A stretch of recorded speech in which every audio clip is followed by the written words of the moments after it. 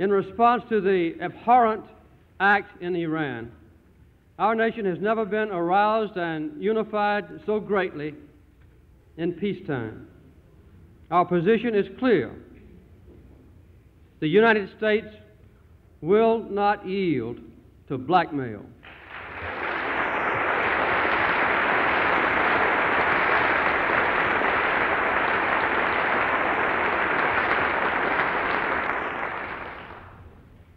We continue to pursue these specific goals. First, to protect the present and long-range interests of the United States. Secondly, to preserve the lives of the American hostages and to secure as quickly as possible their safe release. If possible, to avoid bloodshed, which might further endanger the lives of our fellow citizens. To enlist the help of other nations in condemning this act of violence, which is shocking and violates the moral and the legal standards of a civilized world. And also to convince and to persuade the Iranian leaders that the real danger to their nation lies in the north, in the Soviet Union, and from the Soviet troops now in Afghanistan, and that the unwarranted Iranian quarrel with the United States hampers their response to this far greater danger to them. If the American hostages are harmed, a severe price will be paid.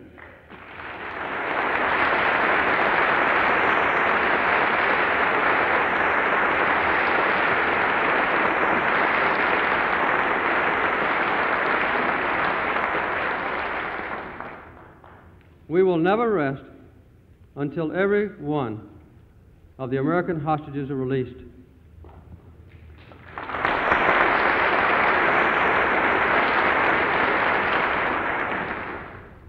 But now we face a broader and more fundamental challenge in this region because of the recent military action of the Soviet Union.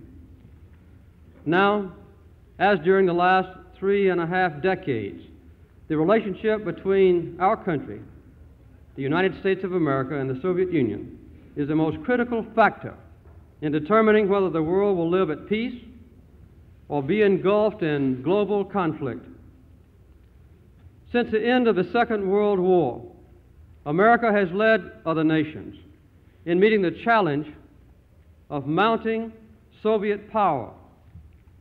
This has not been a simple or a static relationship. Between us, there has been cooperation, there has been competition, and at times there has been confrontation.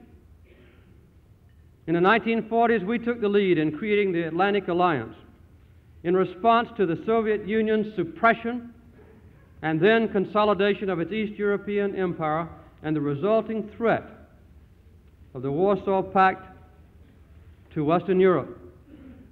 In the 1950s, we helped to contain further Soviet challenges in Korea and in the Middle East, and we rearmed to assure the continuation of that containment.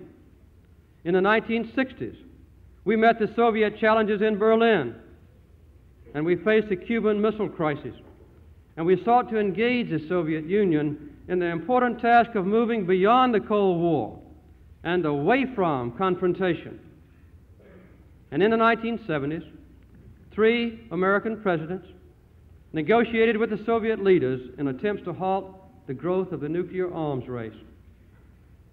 We sought to establish rules of behavior that would reduce the risks of conflict. And we searched for areas of cooperation that could make our relations reciprocal and productive, not only for the sake of our two nations, but for the security and peace of the entire world.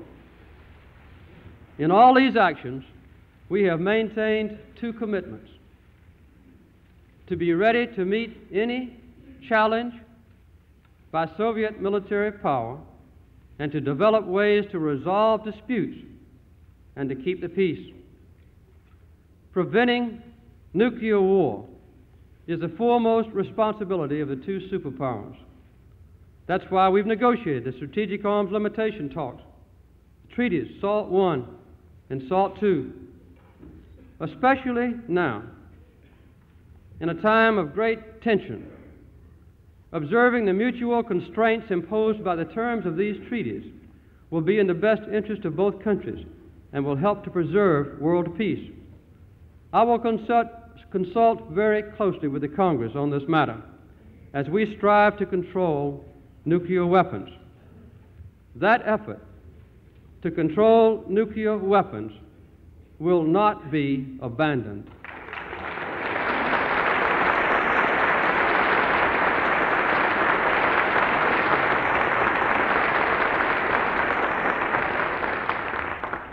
We superpowers also have the responsibility to exercise restraint in the use of our great military force. The integrity and the independence of weaker nations must not be threatened. They must know that in our presence they are secure. But now the Soviet Union has taken a radical and an aggressive new step. It's using its great military power against a relatively defenseless nation. The implications of the Soviet invasion of Afghanistan could pose the most serious threat to the peace since the Second World War. The vast majority of nations on earth have condemned this latest Soviet attempt to extend its colonial domination of others and have demanded the immediate withdrawal of Soviet troops. The Muslim world is especially and justifiably outraged by this aggression against an Islamic people. No action of a world power has ever been so quickly and so overwhelmingly condemned. But verbal condemnation is not enough. The Soviet Union must pay a concrete price for their aggression.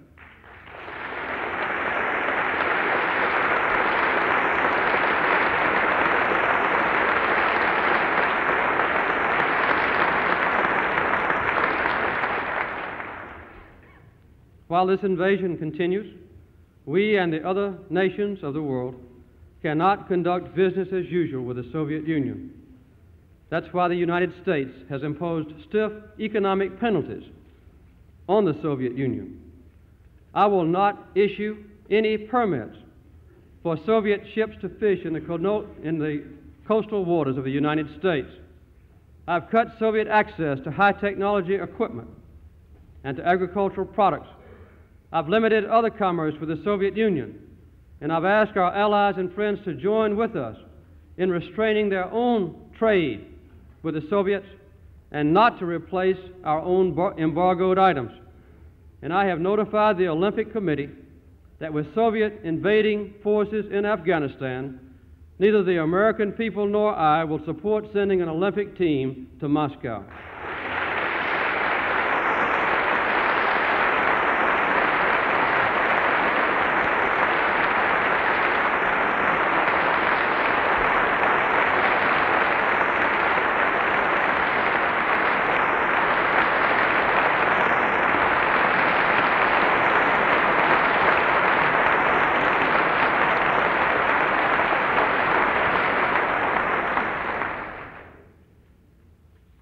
The Soviet Union is going to have to answer some basic questions.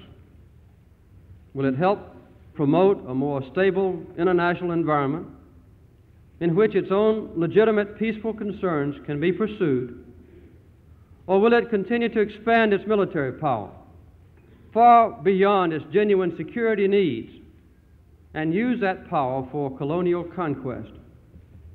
The Soviet Union must realize that its decision to use military force in Afghanistan will be costly to every political and economic relationship it values.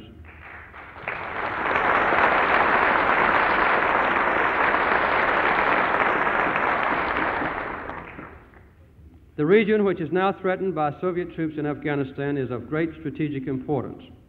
It contains more than 2/3 of the world's exportable oil. The Soviet effort to dominate Afghanistan has brought Soviet military forces to within 300 miles of the Indian Ocean and close to the Straits of Hormuz, a waterway through which most of the world's oil must flow. The Soviet Union is now attempting to consolidate a strategic position, therefore, that poses a grave threat to the free movement of Middle East oil. This situation demands careful thought, steady nerves, and resolute action, not only for this year, but for many years to come. It demands collective efforts to meet this new threat to security in the Persian Gulf and in Southwest Asia. It demands the participation of all those who rely on oil from the Middle East and who are concerned with global peace and stability. And it demands consultation and close cooperation with countries in the area which might be threatened.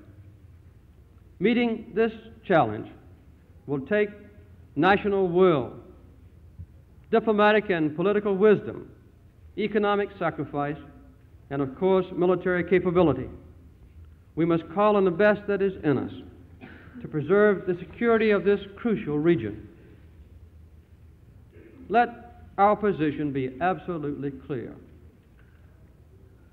An attempt by any outside force to gain control of the Persian Gulf region will be regarded as an assault on the vital interests of the United States of America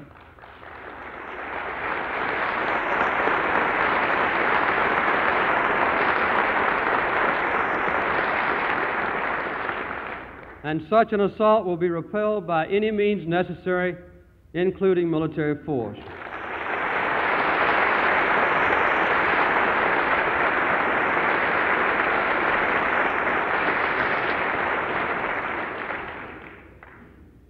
During the past 3 years, you have joined with me to improve our own security and the prospects for peace, not only in the vital oil-producing area of the Persian Gulf region, but around the world.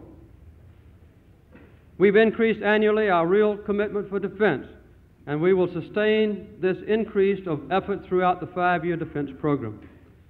It's imperative that Congress approve this strong defense budget for 1981, encompassing a 5% real growth in authorizations without any reduction. We are improving